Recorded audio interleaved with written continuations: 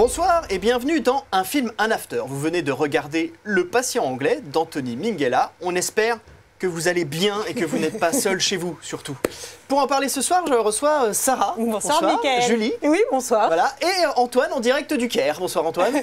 Oui, bonsoir. J'avais rendez-vous avec le docteur Stapman et il va bientôt arriver. Sa secrétaire me dit rien, alors j'attends, je patiente. Oui, patientez. Regardez l'émission, Antoine, pour patienter. Alors, il est temps d'en apprendre un peu plus sur le film. Mais je vais demander son avis à Sarah, parce que c'est toi qui as choisi ce film sordide. Et la patate ou pas la patate? On est bien, on est bien. Non, c'est un peu déprimant, c'est vrai.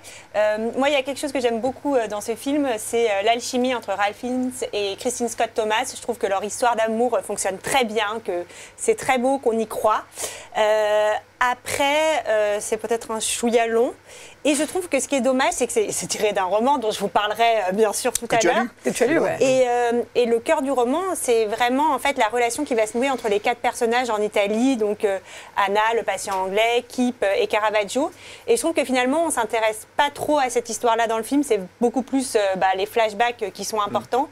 Et je trouve que c'est un peu dommage. Résultat, toute cette partie du film est un peu moins intéressante, un peu moins poussée. Voilà. Très bien. Voilà, belle analyse. Oh, ouais, super analyse. Bon, on arrête là. Ça, c'est Sarah, mais c'est notre consultante littéraire en plus. Ouais, elle a lu tous les livres. Alors, Julie, puisque tu prends la parole, est-ce que tu aurais choisi une petite scène qui t'aurait marqué? Alors, je l'ai choisie non seulement parce qu'on nous demande d'en choisir une et que c'est important d'en choisir une, mais en plus parce qu'il y en a vraiment une que j'ai bien aimée.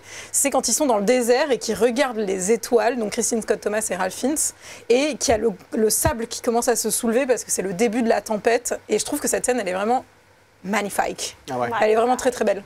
D'accord. Voilà. Antoine, est-ce que tu as choisi une petite scène? Est-ce que tu attends toujours le docteur? Oui, ma scène préférée, c'est sur à la fin, il y a un bandeau tout noir avec les noms. Et ça symbolise la fin du film, et ça, j'ai vraiment bien aimé. Et non, plus sérieusement, j'adore le crash de l'avion où il découvre qu'elle est à bord, et c'est très émouvant. Hein. Très bien, merci Antoine. Ça va être long cette émission. Oui. Moi aussi, j'ai une petite scène, Mickaël. Oui, bah Sarah, dis-nous ta petite scène. Ouais. Moi, je vous dirai la mienne aussi, parce que je l'ai choisi une, figurez-vous. Ah bon? Bravo. Moi, je vous ai parlé de l'alchimie entre les 2 personnages, et il se trouve que la première scène où ils vont danser ensemble, ils dansent un foxtrot d'ailleurs, qu'ils ont répété toute une après-midi pour être parfaitement à l'aise, où il la regarde de manière très intense, et elle baisse un peu les yeux, elle n'ose pas le regarder. Je trouve qu'elle est très, très puissante. Voilà. C'est vrai. Il y a un détail que j'avais pas remarqué au début, c'est qu'il lui fait la bave en dansant avec elle. En dansant le foxtrot. Alors, on va peut-être... Et toi, ta scène? Ah oui, pardon, ma scène. On attend. Alors, moi, j'ai choisi la première scène de Willem Dafoe quand il arrive avec ses œufs pour les donner à Juliette Binoche. Et en fait, il lui fait le coup du...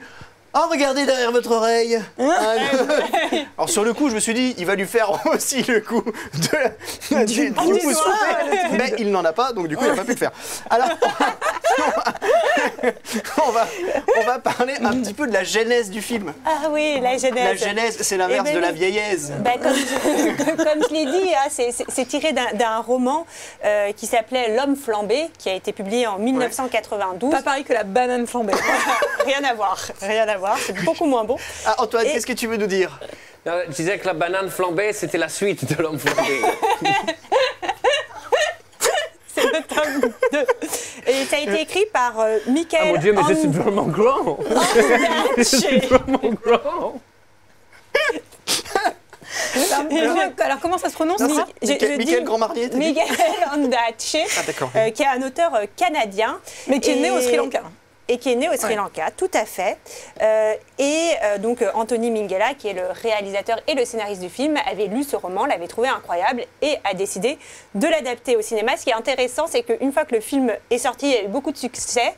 Et ben le film, donc L'homme flambé, a été réédité en s'appelant cette fois-ci Le Patient anglais. Ah oui. Et oui, pour pouvoir vendre un peu plus. Bah oui, oui, parce que L'homme flambé était un titre un peu moins vendeur. Un peu moins vendeur, effectivement. Surtout qu'on ne sait pas s'il est flambé au Grand Marnier ou whisky. Il se trompait toujours, il a rangé au rayon cuisine. Tu l'as lu le roman, non? Je ne l'ai pas lu. Tu l'as pas lu. Voilà. Alors ce qui est intéressant, c'est que pour le coup, Minghella, il a vraiment eu un coup de cœur pour lui, mais il n'a pas fait tant de choses que ça avant. Mais le producteur Saul Zaentz l'a repéré avec son film Truly Madly Deeply, qui est un super film avec Alan Rickman d'ailleurs, que je vous conseille. Est-ce que tu pourrais dire le titre 10 fois sans t'arrêter? Je pourrais, mais je ne le ferai pas ici. Ce n'est pas le mieux. Et par la suite, il va quand même réaliser donc après Le Patient anglais, il réalise quand même des films toujours un peu dans cette veine de grande épopée, un peu romantique historique. Donc on a aussi Retour à Cold Mountain. Et oui, avec Nicole Kidman et Renée Zellweger et Jude Law. Il y a des beaux castings quand même dans ces films. Oui, à chaque fois, il arrive quand même à... Bah, il ramène du monde, quoi. Hein. Il a un bon carnet d'adresses. Et il a réalisé le talentueux Monsieur Ripley en 99. Un beau casting aussi, d'ailleurs. Avec Matt Damon, Gwyneth Paltrow. Et moi, j'adore ce film, je le trouve génial. Enfin, c'est un remake, mais je trouve qu'il est très, très bien. Et je me demandais, du coup, pourquoi il avait arrêté sa carrière aussitôt. Et il est décédé assez jeune d'une tumeur dans le cou à 54 ans en 2008. Donc, tragique, mais... Et on connaît son fils qui est Max Minghella, qui joue Nick, notamment dans The Handmaid's Tale, qui joue le chauffeur. Voilà. Charmant. Ouais, il est très charmant. Charmant, ce garçon. Je crois qu'Antoine il voulait rebondir sur la tumeur, peut-être, non? Non, pas du tout. J'aperçois simplement deux informations très importantes. C'est que pour attirer les investisseurs, les entrepreneurs, les touristes, le territoire multiplie les stratégies. Ça, c'est déjà la première information. Et la deuxième, c'est que le personnage de Laszlo Almazy, il a réellement existé. J'apprends dans l'article ici. Et c'est un aristocrate hongrois qui a appris l'anglais. C'est quand même incroyable. Vous pouvez m'en dire plus, non? Effectivement, c'est un personnage qui a existé, qui est très présent dans le livre original, puisque comme tu l'as lu, tu vas pouvoir nous en parler un petit peu. Bah oui, mais c'est assez surprenant en fait parce que l'écrivain il dit j'ai choisi ce personnage qui a vraiment existé, mais par contre j'ai pas raconté du tout sa vraie histoire, donc je trouve ça surprenant de s'en être inspiré et d'avoir gardé le vrai nom. Alors que le vrai Laszlo Almazy, c'est un personnage qui a quand même eu, qui est un peu sulfureux, qui a eu des affinités avec les nazis, qui était homosexuel, alors que là il en fait quand même un personnage très romanesque, où c'est l'histoire d'amour avec une femme qui est mise en avant. Donc c'est surprenant, je trouve, d'avoir gardé le nom. Oui, et puis j'ai l'impression que dans l'histoire, c'est un peu plus flou sur pourquoi il s'est rallié un petit peu, pourquoi il a donné des infos aux Allemands, parce que là, c'est un peu prétexté pour la sauver, Christine Scott Thomas, mais en vrai... je crois que c'est un peu plus flou. Ça a l'air d'être un peu de l'opportunisme, parce qu'en fait, il donne des informations un peu à tout le monde. Parce que... Oui. Après, le personnage, pour le coup, dans le film, est dépeint comme assez autocentré et égoïste, même s'il va tomber amoureux.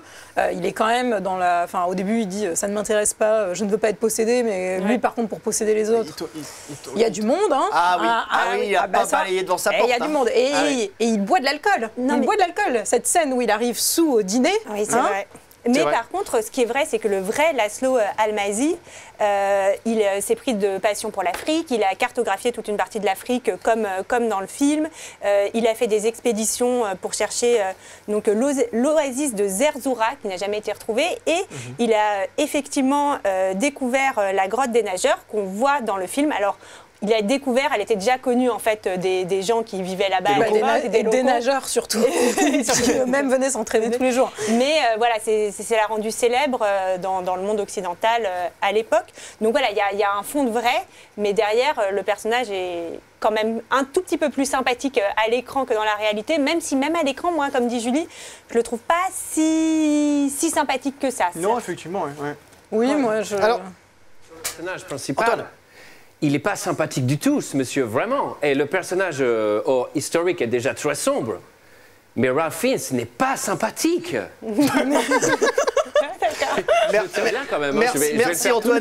Merci Antoine pour cet œil d'expert, d'expertise.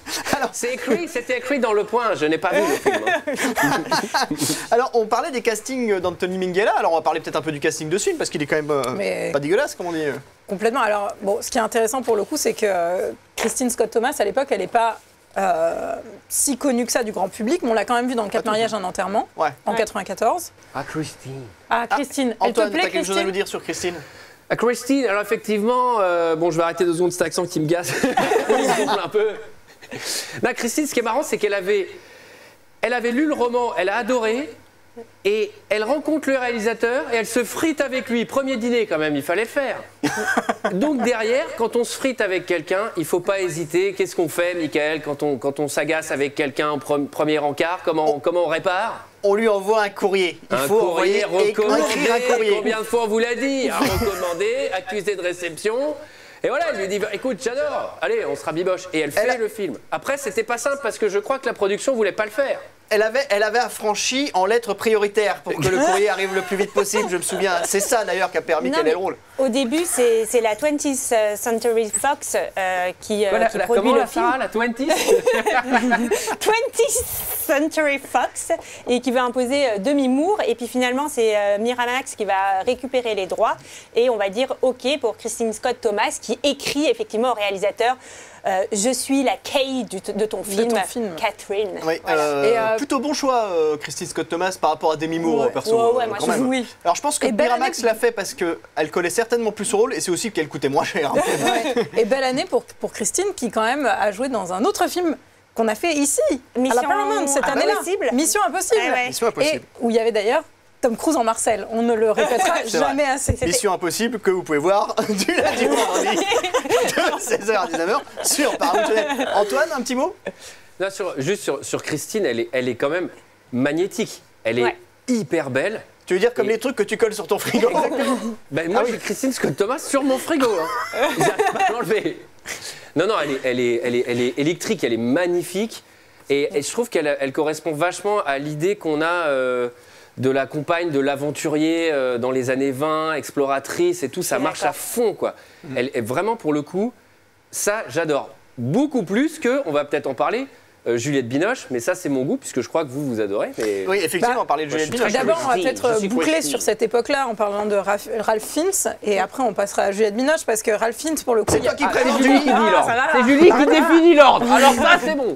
Non mais surtout parce que quand même, Sarah, tu l'as dit, c'est vraiment la qualité principale de ce film, c'est l'alchimie en fait entre eux et comment ça va se passer à l'écran. Alors il y a effectivement cette scène où il danse le foxtrot, mais pas que. Enfin, on sent qu'il y a vraiment une complicité entre les comédiens qui fonctionne très très bien.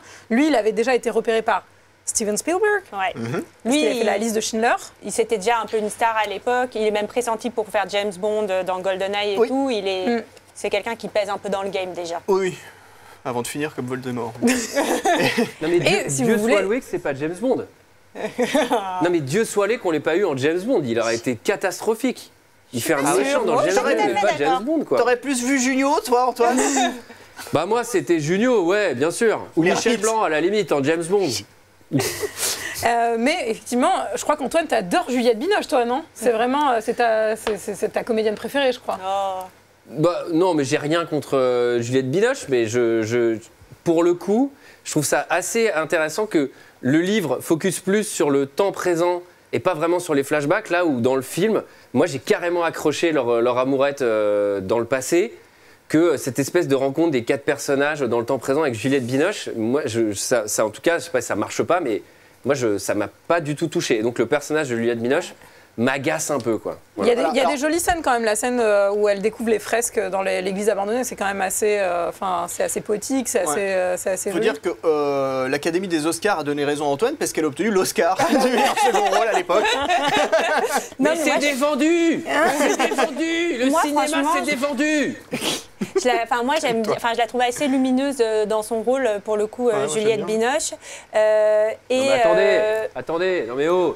Ça, c'est lumineux. Oh putain, j'en peux plus. Non, et à l'époque, elle aussi, elle est déjà connue à la fois comme actrice en France, mais aussi déjà à l'international. Et alors, ça n'a rien à voir avec le patient anglais, mais j'ai pensé à Julie sur cette anecdote et j'étais obligée de le dire. Vous savez que donc Juliette Binoche a refusé de tourner dans Indiana Jones, la dernière croisade, et Jurassic Park et la liste de Schindler, parce qu'elle a dit que Spielberg est un cinéaste d'hommes et de dinosaures, mais pas de femmes. Et je trouve que c'est quand même assez... c'est couillu. Et ben moi, je suis pas complètement d'accord avec ça, étonnamment. C'est que je trouve qu'effectivement... Non, mais c'est vrai que la majorité des films sont du point de vue masculin et dinosauresque d'ailleurs. Mais il y a quand même des personnages. Moi, je trouve que le personnage de Laura Dern dans Jurassic Park est particulièrement moderne et intéressant. Je trouve que dans La couleur pourpre, il y a aussi un personnage féminin noir très, très intéressant. T'as remarqué comme je l'ai lancé alors que c'est pas du tout le sujet du film. Antoine, t'as quelque chose à dire sur dans Spielberg The Post, Meryl Streep est formidable et le personnage est génial. Donc, Alors, Juliette Binoche, donc, effectivement, moi je la trouve plutôt bien, mais tout le casting est quand même très bon. Il y a Willem Dafoe aussi. Willem Dafoe qui a aucun défaut. Ça, c'est clair. On peut le dire, il est parfait. Oui, qui est très bon. Et puis, il y a également Colin Firth, qui lui est beaucoup plus effacé pour le coup.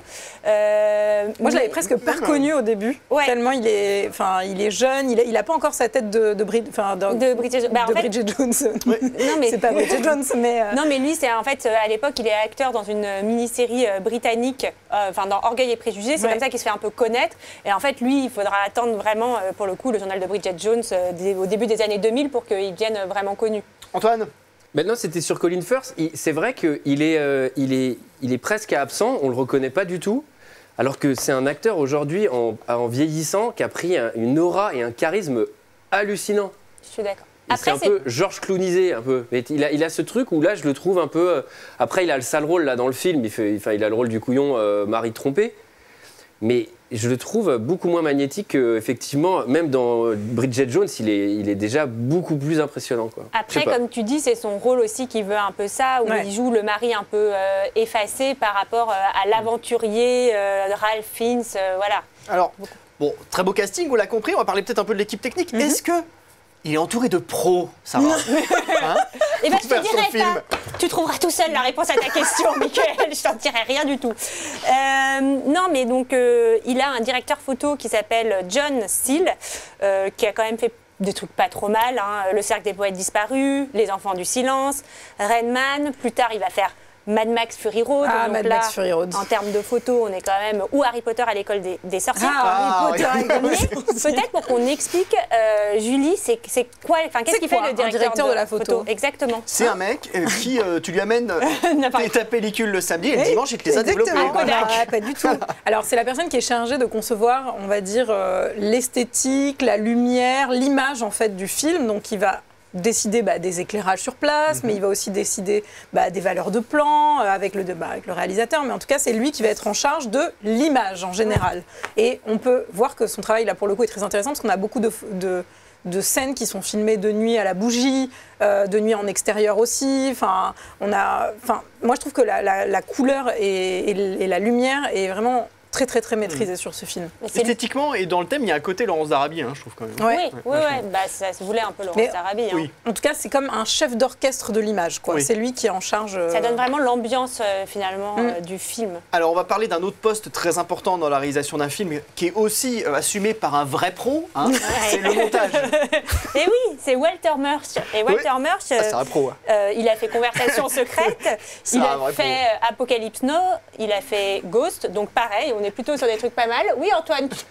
Là, je voulais vous dire que sur des films comme ça, là, des budgets comme ça, il vaut mieux prendre des pros. Parce que si tu prends des mecs comme ça au black pour faire le montage de ton film hollywoodien, c'est dangereux parce que vraiment le mec peut faire n'importe quoi. Il faut bosser avec des artisans que tu connais et faut qu'ils aient un sirette. Si le mec il n'a pas de sirette, tu fais pas le montage du film. Et puis il faut facturer la TVA, sinon c'est tout de suite l'embrouille. Il faut demander les factures. Il faut demander les factures. Et pareil, Julie, j'ai envie de te demander que fait le monteur quand il est professionnel. Le monteur, quand il est professionnel, il est chargé d'assembler les plans et les séquences d'un film. Donc, il procède vraiment avec en tête le scénario à la conception de l'histoire. Mais ça arrive qu'il y ait des films qui soient complètement réécrits au montage complet. C'est ça qui est il monte depuis Cinecittà, il me semble. En Italie, mais il va y avoir un petit contretemps. Ce qui est intéressant, c'est que ce métier de monteur, en fait, il a énormément, forcément évolué depuis qu'on est passé au numérique. Et donc, au début, Murch, il commence à travailler le montage sur pellicule en Italie, mais son fils tombe malade aux États-Unis, donc il veut repartir. Mais la production veut absolument que ce soit lui qui monte le film. Et donc, au début, ils avaient refusé de sortir le budget pour qu'il le monte numériquement, pour avoir une cabine de montage, etc. Et finalement, ils vont lui payer aux États-Unis pour qu'il puisse finir le montage numériquement. Et alors, le premier montage faisait quand même 4h10. Oui, 4h10, Antoine. T'aurais aimé, Antoine Moi, c'est cette version-là que je voulais voir. Après, t'es un mec patient. Alors, déjà, je suis très patient, mais surtout, là, moi, j'attends, c'est pour une anesthésie générale, donc j'ai vraiment besoin de bien pioncer. Et 4h10, je pense que là, vraiment, tu me réveilles pas. Hein. Là, c'est faut même avec un bâton. Non, wow. Et peut-être qu'on peut finir par parler du compositeur un petit peu de musique. rapidement. Gabriel Yared, qui a quand même composé la musique de 37 le matin, Camille Claudel, Tati Daniel, et en fait, qui a déjà eu un César pour L'amant de Jean-Jacques Hano. Ah oui. Et ils vont tous recevoir, ces 3 personnes dont on a parlé, ils vont tous recevoir un Oscar.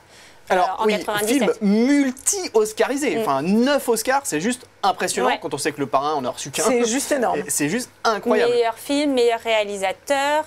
Mais il faut dire aussi que la concurrence en 97 est peut-être moins forte que d'autres années. Il y a Fargo, notamment de Cohen. Mais Il y a Tom Cruise en Marcel. et il y a Moi, je Tom vois Cruise pas qui échappe, enfin qui n'a pas l'Oscar du meilleur acteur. Et peut-être juste pour dire aussi, c'est une équipe Il y a qui les visiteurs en Amérique aussi à l'époque. Cette équipe fonctionne bien puisque donc que ce soit le monteur, le directeur photo, le compositeur, ils retravaillent tous sur Retour à Cold Mountain et le talentueux Monsieur Et Ripley. il paraît que Minghella était très apprécié en fait aussi dans le milieu, que c'était quelqu'un de vraiment très bienveillant et très gentil avec qui travailler. Donc C'est quelqu'un qui s'entoure de professionnels. Antoine? Non, sur le côté Oscar, on peut aussi, alors c'est pas forcément un reproche, mais c'est vraiment un film à Oscar. Oui. C'est un truc long, un historique, avec de l'amour et machin, et ce schéma va être reproduit, et c'est ces films-là qui sont vachement oscarisés. Tu vois, tu C'est parlais vrai. du Parrain qui est pas oscarisé à côté. On peut se poser des questions quand même. Bon voilà, non mais je soulève parce que je suis en train de lire Le Point, il y a d'autres choses aussi. Alors, c'est le moment de mettre un avis chiffré sur le film à vos fiches. La partie notation, The Notation Party. C'est l'heure donc de noter le film, alors entre 0 et 5. Et je vais commencer par Sarah, parce que tu l'as choisi le film. Tu mets combien ce film? Eh bien, j'ai mis 3 à ce film. Parce que bon, il a quand même plein de qualités. Bon, voilà, il a été réalisé quand même par des professionnels, donc forcément à l'image, ça se voit, tout simplement. Il y a un beau casting.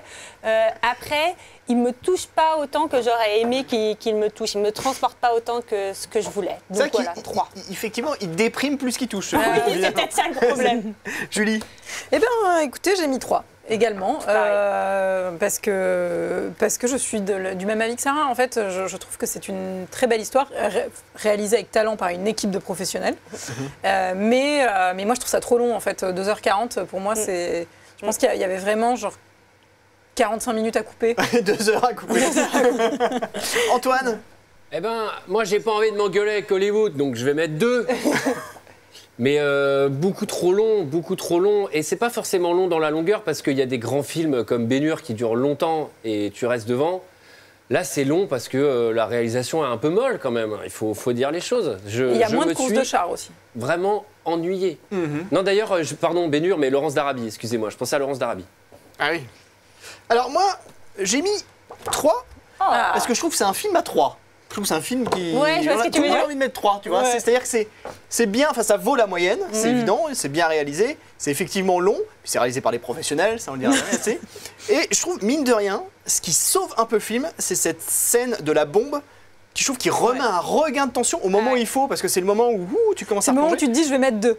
Voilà. Quand tu Et en regardes fait, le t'as la film. scène de la bombe, et moi Elle est je la super, trouve cette scène. hyper palpitante, Ouais. et ça m'a un petit peu ragaillardi. comme Ouais, on dit. non, mais je suis Alors, d'accord. Ça fait une moyenne de combien tout ça, Ça fait Miguel une moyenne de 2,8. 2,75 je pense. 2,75. à peu près. Voilà. Alors, nous, on a mis 2,75, mais alors, Antoine, qu'en pensent les gens malveillants de la toile? Alors, figure-toi, alors les gens de la toile, ils ont adoré. Alors, ils sont comme ça, ils sont imprévisibles. Des fois, ils aiment pas, des fois, ils aiment. Donc là, ils ont mis 3,9 sur le site de téléphone cinéphile. Alors, je vous ai récupéré 3 commentaires. Donc, un premier commentaire 5 étoiles. Un très grand film. Juliette Binoche interprète son rôle avec facilité et expérience. Voilà. C'est précis. Un autre 5 étoiles. Alors là, c'est quelqu'un d'assez lyrique, poignant, émouvant, sensible, avec des acteurs dotés d'un incroyable talent. C'est sublissime, voilà. Bon, sobre, bien sûr. Et un 0 étoile, J'étais obligé, hein, bien évidemment. Un véritable supplice d'ennui, plus efficace qu'un Stinox pour s'endormir. Stinox. Ça, c'est toi qui l'as écrit, non, Antoine? Non, véridique, il y était. Il m'a Un plu, certain hein, il m'a Antoine plu. P. Antoine, Oh, Alors- vous exagérez. Ah, bah, allez, je touche ce plateau. Ah ben voilà qui met fin à cette émission, inévitablement. Alors, pour répondre à nos 3 questions du début, le personnage de Laszlo Almazy a-t-il réellement existé? Eh oui, parfaitement, c'était un nazi. Anthony Minghella s'est-il entouré d'une équipe de pros pour faire ce film? Eh oui, même celui-là qui a fait La Lumière, c'est un vrai pro. Et enfin, que vaut la prestation de Willem Dafoe? Elle est excellente, faut dire, c'est un acteur comme ça. Merci à vous de nous avoir suivis. On se retrouve dans 2 semaines pour un nouveau film. Bye bye.